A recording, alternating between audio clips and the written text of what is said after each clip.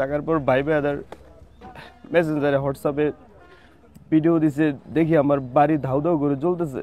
দেখেন জ্বলতে জ্বলতে বাড়িটাই নাই। বাড়ি না থাকার একমাত্র কারণ আমি দেশের মানুষের পক্ষে কথা বলেছি, বাংলাদেশের পক্ষে কথা বলেছি। শুধু বাড়ি পুরোই দেওয়া হয়নি, আমার ফ্যামিলি মেম্বার সবাইকে মারার প্ল্যান ছিল।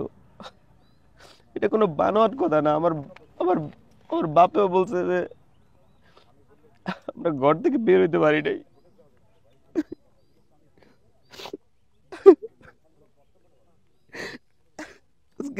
আমার মা বাবা ভাই ভাবি এরই কয়লার মতো পাইতাম ভাই, কারণ দুই পাশের দরজায় বাইরে থেকে আটকানো ছিল। তারা বেড়া টেরা ভাঙে তারপরে বের হয়েছে ভাই। আমার ঘরে ভাই অনলি 4 মাসের আমার ভাতিজি ছিল ভাই। 4 বছরের আমার ভাতিজা, ওর বাবা মা ভাই ভাবি ছিল।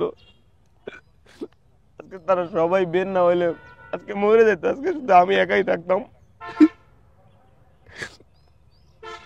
দেশের মানুষের জন্য শুধু কথা বলেছি। লাস্টে ধানমন্ডি 32-এও আমি ছিলাম। বিপ্লব ঘটাই এই সরকারকে বসালাম। এই সরকার কি করলো, কি করতেছে এই সরকার? একটা মানে নিউট্রাল করে একটা দেশকে দিলাম। আজকে আমার ঘর পড়তেছে, কালকে অন্যের ঘর পড়বে। পড়েই না, শুধু এটা মানুষ মাইরে ফেলানোর মতো সিস্টেম করে। আমি 7 দিনের আলটিমেটাম দিছি এই সরকারকে ভাই। এটা হাসিনা বিদেশ থেকে এসে আগুন ধরাই দেয় নাই, জিনপুরিতে এসে আগুন ধরাই দেয় নাই ভাই, মানুষই আগুন দিচ্ছে। দেশের আইন শৃঙ্খলা রক্ষাকারী বাহিনীর প্রতি আমি শ্রদ্ধাশীল।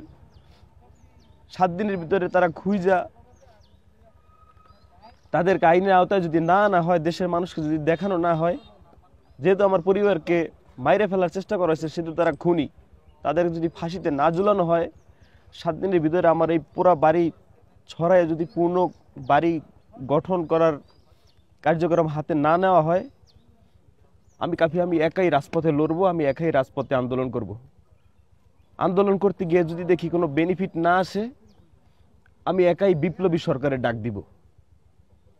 আমি বিপ্লবী সরকারের ডাক দিলে এই দেশের বিপ্লবী ছাত্র জনতা, বিপ্লবী মানুষ, দেশের দেশপ্রেমিক, তারা আশা করি এগিয়ে আসবে।